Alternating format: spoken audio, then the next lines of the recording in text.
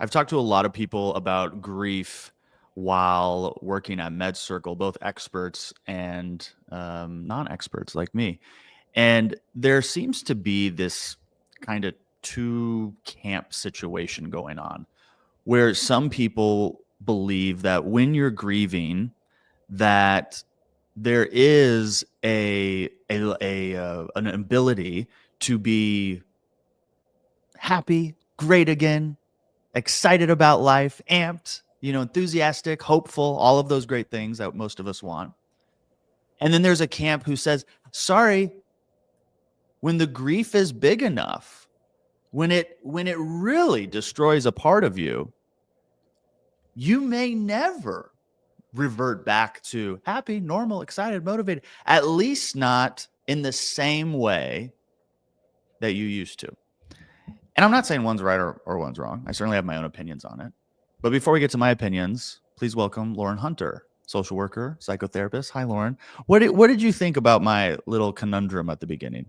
Oh my gosh, I hear it all the time with the clients that come into my practice. And I think it's really accurate to point out that grief is so unique and such a different experience for everyone, personally and professionally. My experience has been you're never the same after a significant loss. And there is so much hope and there is so much room for meaning, which, this course does a great job of discussing. Yes, the course that Lauren is so nice to point out is our Med Circle course on grief beyond bereavement, and we'll talk a little bit about the course, and we're going to show a preview of the course later. But as somebody who, well, tell us about yourself then, Lauren. Do you specialize in grief professionally? I do. Yeah, I have a special certification in complicated grief from Columbia University. It's now known as the Center for Prolonged Grief Disorder. And I also have a different certification from Postpartum Support International in helping like perinatal loss and supporting lost families in that way. What made you gravitate towards that? I guess kind of accidentally when I was in graduate school, I was kind of like selected for this practicum at Columbia Presbyterian in Manhattan, and it was in their palliative care unit, which was end of life care. I never heard the word palliative care before. I had no idea what it was. And the school was smart enough to give us really wonderful training on how to work with that population.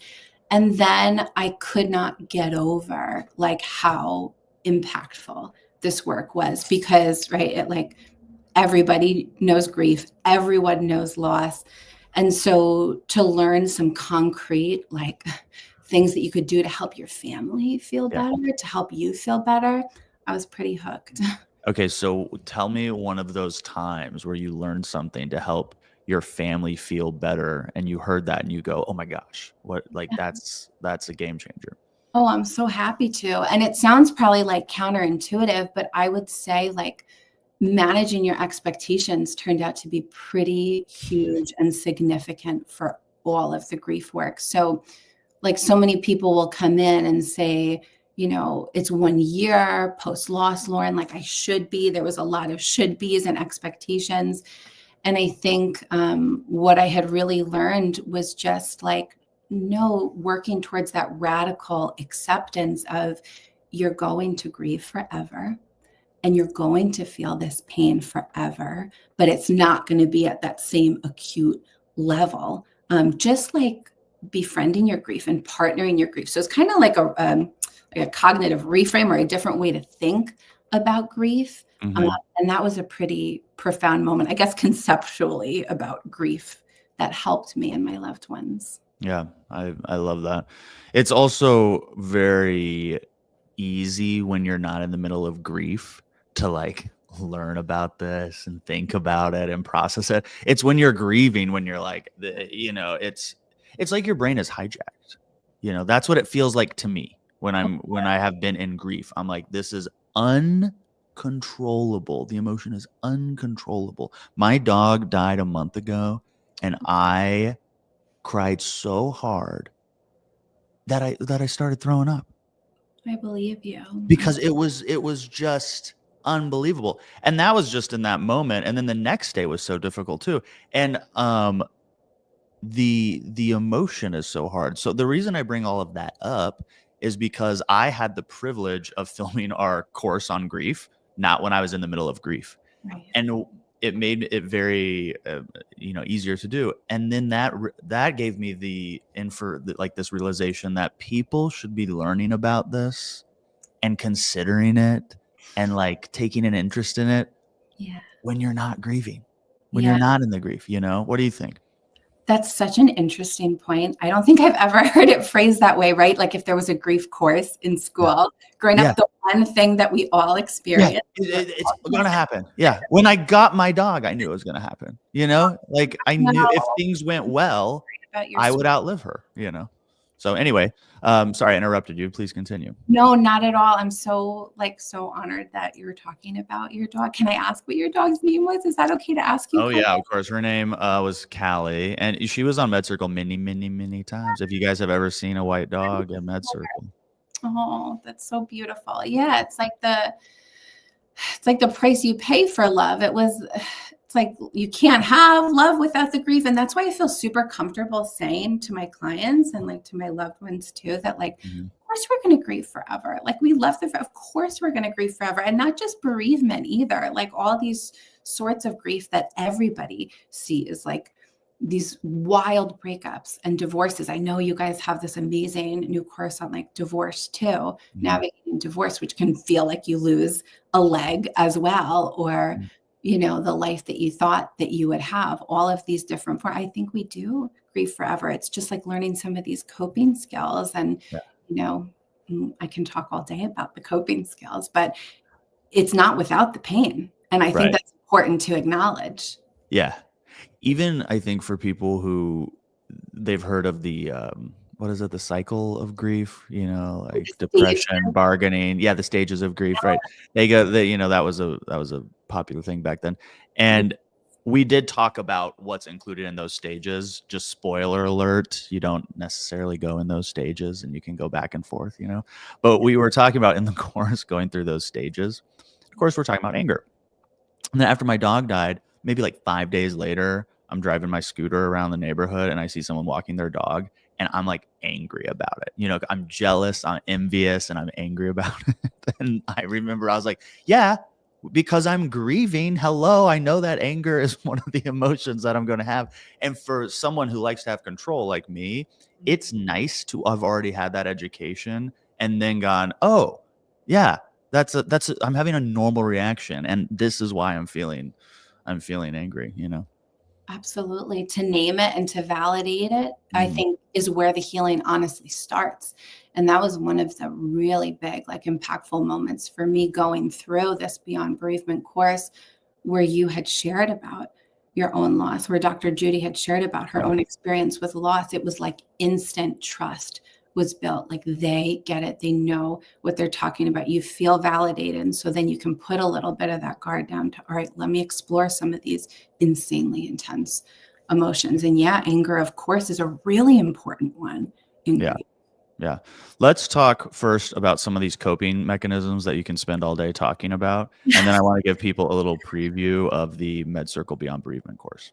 That sounds great. So I would say like the first, maybe most important coping mechanism that I would recommend for people to start with is finding your people, and maybe even more specifically, finding your safe people. And so by safe, I mean like emotionally safe people, because constantly what I see in my office and really what I experienced myself too, like with my own grief, is really well-meaning, lovely people can do a lot of damage and can increase the like feelings of loneliness when you're grieving. So if you focus on finding even just one safe person that you could text anytime that would just not even say anything, come over, like hold your hand, finding your safe people is huge. We talked a little bit about managing your expectations and that radical acceptance that, like I am going to grieve forever. And my job right now is just to nurture myself through kind of finding that like next right step for you. And then getting clear on what you need, because everyone grieves so differently, right? That it's like one person could be like, can you believe this person is texting me? Like I just went through this loss, they're bothering me. Whereas, somebody else could be like, I can't believe I just went through this loss. Like, I haven't heard from so-and-so. So it's tough because the burden's on you as the griever. But I kind of say, like, you're deserving of the support. Like, let people know what you need. Give them the opportunity to show up for you. It can be the last thing you feel like doing when you're in the grief, but you'll thank yourself later. Yeah. Yeah, the community portion is always huge. Years and years ago for Mental Health Month, we did a themed month where all the interviews were spotlighted on people with lived experience. And I asked them what their number one, like, what's your number one deal, your number one takeaway? And all of them, they're like, you got to build that community, your friends, your family, your neighbors, whoever is around you, build it, build it, build it, because the therapy is good and the meds can work. And, self-care is so great, and exercise and nutrition and sleep. And we all know these things, but don't forget about the community, Oh yeah, absolutely. Yeah. Okay, let's take a little look at the Beyond Bereavement course. Here's a little inside peek. Well, my very first exercise or set of exercises, actually, when you're in a very stressful place, is something that can be summed with the acronym TIPP, T-I-P-P, so double P at the end. T stands for temperature, I stands for intense exercise, the first P stands for paced breathing, and the last P stands for progressive muscle relaxation. T stands for temperature, so lowering your body temperature, literally splashing yourself with some cold water, stepping outside if you live in an area where the outside temperature is a bit on the cooler side, putting an ice cube on your neck or on your cheek, on your face, just rapidly changing the temperature because that helps to lower your heart rate and takes you out of that fight or flight. I stands for intense exercise. So that doesn't mean you're going to go for a 5K run, but it does mean, maybe just doing 20 jumping jacks over the course of the next 60 seconds, or just stretching your body, doing some kind of body movement that can also help to get rid of stress hormones such as cortisol. The first P stands for paced breathing. So just like we talked about, doing a few deep breaths. My favorite is the box breathing exercise where you breathe in and you can draw a line vertically on one side of your face.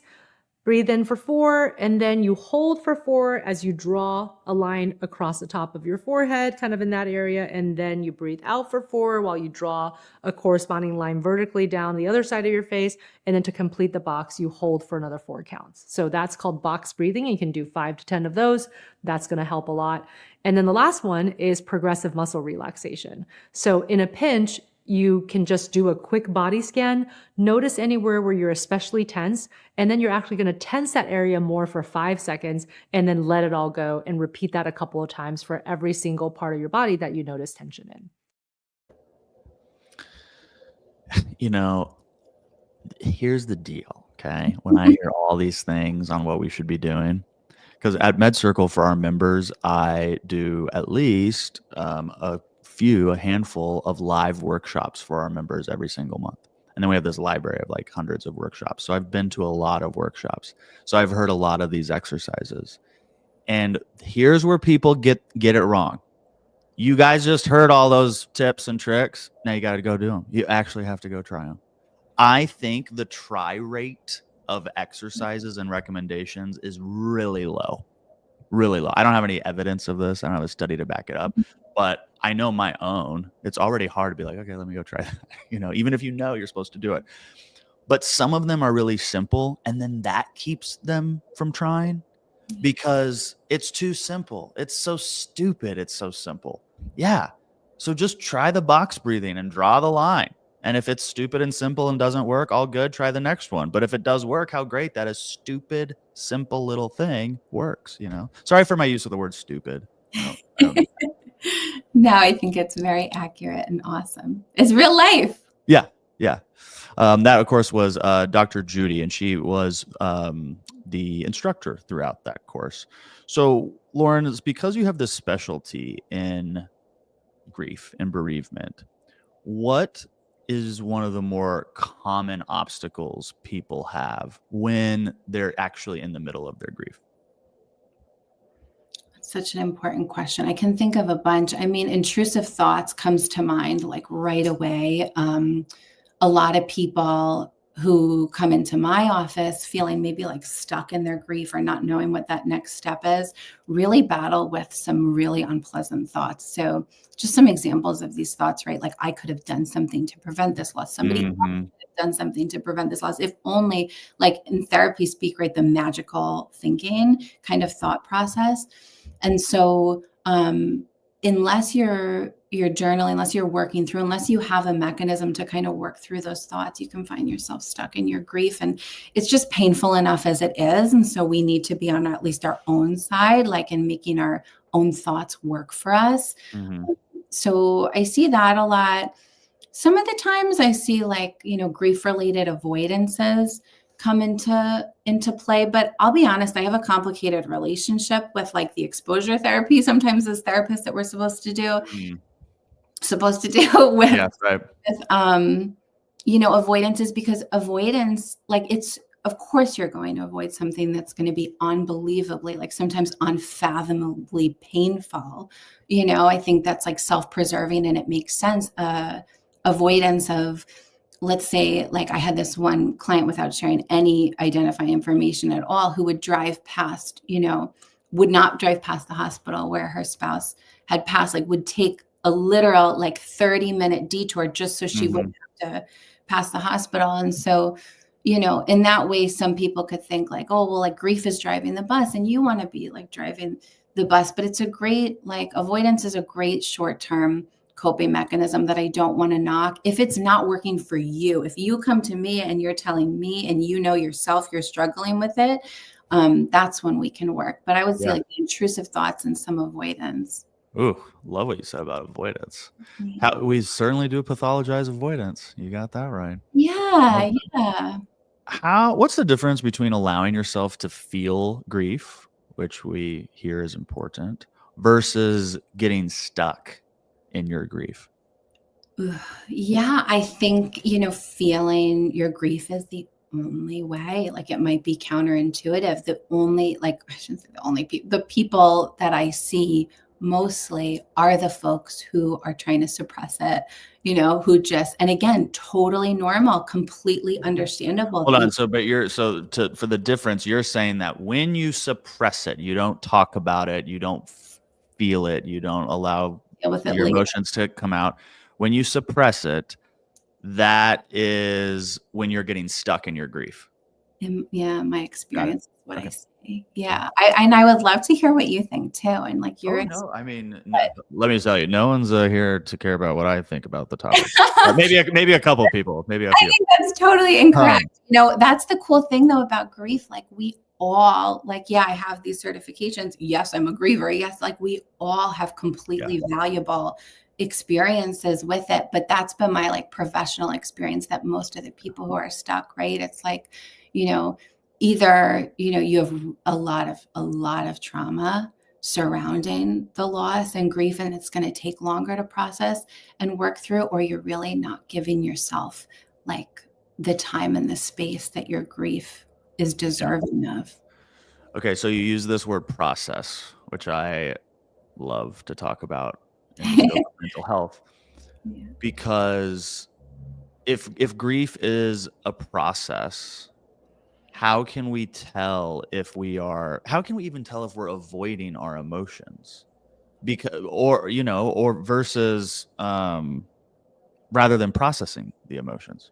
Yeah, that's a great question. And I think probably if it's a recurring theme too, right? So like, just share a little bit. Like, if I have my generalized anxiety and I've got my, Mhm. thoughts, like if I'm not processing, if I'm not doing a little bit of the work that I so deserve to do, my thoughts aren't going to decrease. And it might take up more like crummy time out of my life to deal with. And I can think like similarly about grief. If you've got, I've heard so many, but if you've got one like, that nurse missed it, or that doctor missed it, or, like if only I had gone, if this is ruminating around, you know, you might be avoiding doing some of the processing work. And so like what I mean like that is, you could literally book an appointment like to debrief after a loss with the medical team, like, taking those next steps. And if an avoidance comes into play in that Mhm. way, if it's like, I can't go into that room because they decorated for Christmas and like I can't see it. What you're telling yourself, potentially, you're the expert in you, but potentially what you're telling yourself is, I'm actually not capable of tolerating those difficult emotions.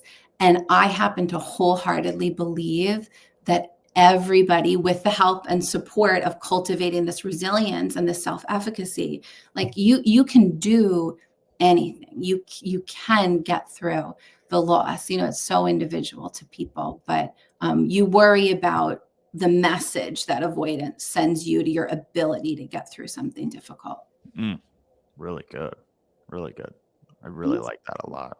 Oh, I'm That's so like a glad. good sometimes people like timestamp these videos. That's just a good timestamp, just like you might want to hear that one again. Yeah, because you're right. We get caught up in that so easily, and we don't even know we're preventing this healing, Okay, so what do I want to talk about real quick? I think we've belabored this idea that for those of us who don't feel like we're going to find hope, that there is hope and your feeling is still validated or valid. So let's move to maybe what some would consider the next step, is that you do feel hopeful about the future, but you're still wanting to, in the right healthy way, process the grief. What do you think that those people should be doing who are already hopeful about the future? Yeah, the people who are already hopeful about the future, that I just want to make sure I'm hearing you correctly, that still want to continue to do the work and process Yeah. grief. It's like I go back to my dog dying because it's recent. So my dog dies, I'm hopeful about the future. I'm good. And for 2 days I wasn't, but now I'm good. But I still recognize that there's healing to be done with the loss of this dog, Oh, you yeah. know? Oh, absolutely. So what are my next steps as somebody who's got some footing under them to be like, all right, I want to maybe I want to journal, or maybe I want to go volunteer at a pet rescue. I don't know. Yeah, absolutely. Well, finding ways to honor, I'm sure you've thought about this already, but finding ways to honor like your loved one and your sweetheart is like a huge next step, right? Because that does a good job of like you're honoring your own pain, but you're also like helping, just your grief does need somewhere to go. So yes, you touch like no longer is it the stages of grief. We know it's waves, we know it's fluid, but we do know that grief does need a place to go. Otherwise, you do feel stuck. So some movement, some next things. Journaling is fantastic. And the prompts in this course were like phenomenal. The guided visualizations, I think it was in lesson 3, the letter to your resilient self. I was like listening to it in the car, tearing up, thinking about, my experience, my client's experience. So, taking the next step of a course like this, accepting the support of the people, the safe people you love who are so offering, that support, whether it's, telling someone what you need, like, hey, not ready to adopt another animal yet, but like, will you come with me to the shelter to just be around that kind of energy again? Like to just kind of test the waters of tolerating distress. And it's all an experiment.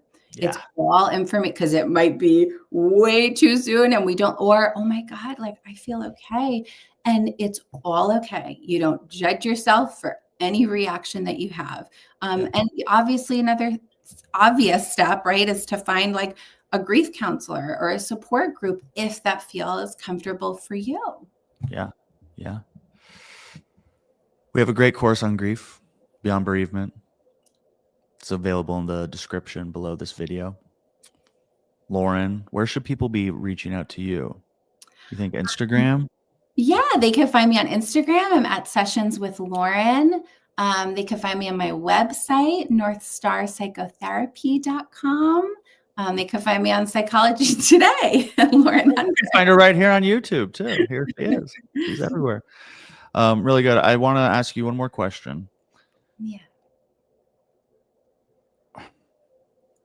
I want to do this delicately, because I don't want to offend people, but sometimes, I might do that, not on purpose. But there are people who want to do this fast. Okay. Yeah, They sure. they're like, I'm busy. My spouse died and I now am raising these 3 kids. It would be nice if I could journal and get a grief counselor and do the exercises, but like I'm trying to keep my life going. Do you have any generalized feedback for that person? And then is there a way to like expedite your grief? No. Hard No. no, million explanation points no is my Yeah. experience, because it's really reprogramming how you're looking at grief. So like grief is not a problem to be solved. It is this experience that we all, and if you're in grief, you're gonna like come at me for this, and I probably would have come at myself a couple years ago, but it's an experience that we get to have as humans. And so grief is forever. There is no like short circuit to it, but you can do yourself the favor of looking at it in this way and saying, okay, I'm pausing. I'm taking care of myself. Like, what's my next right step? Because I'm in it for the long haul, and it's painful and it's hard. And thank God there's hope at the end of it. Mm-hmm. Well, I love that you validated everything. And I love the phrase next, or you said next best step or next right step, any version of that. I always love that. What's the next best right step I can do? Because sometimes it's just that. And it's like, okay, wash my hands, like, that's my next step. And then I'm going to dry them. And then I'm going to think about the next step. Yeah. It's too overwhelming otherwise. Yeah. Yeah. Awesome. Well, even though grief is very sad sometimes, oftentimes, it was great to talk to you about it today. I don't feel sad talking to you about the grief. I feel That's very inspired and hopeful. So thank you. And thanks for letting me share about my dog. That was also very sweet. Oh my gosh, I'm so grateful to be with you and to hear about your dog. It's Thank you. Thank you. Well, to see more of my dog, you should probably go to medcircle.com. She is in many videos. She's actually, fun fact, in my written agreement with MedCircle, she is included in there so that she could attend all of our filming sessions. That's so sweet. We're very pro animals here at MedCircle. Okay. Thank you so much, Lauren. Really appreciate you. And hopefully we'll see you again soon on MedCircle. Oh, thank you so much, Kyle. Thank you. Awesome. Thank you for watching this, subscribing, liking. For those of you that do, I really do appreciate it. And if you're grieving, my heart goes out to you, and I know that doesn't do anything, okay? But I hope if it does even a little bit to let you know that it does get better and you can get through this, then maybe hopefully that little bit turns into something more. I'm Kyle Kittleson. Remember, whatever you're going through, you got this.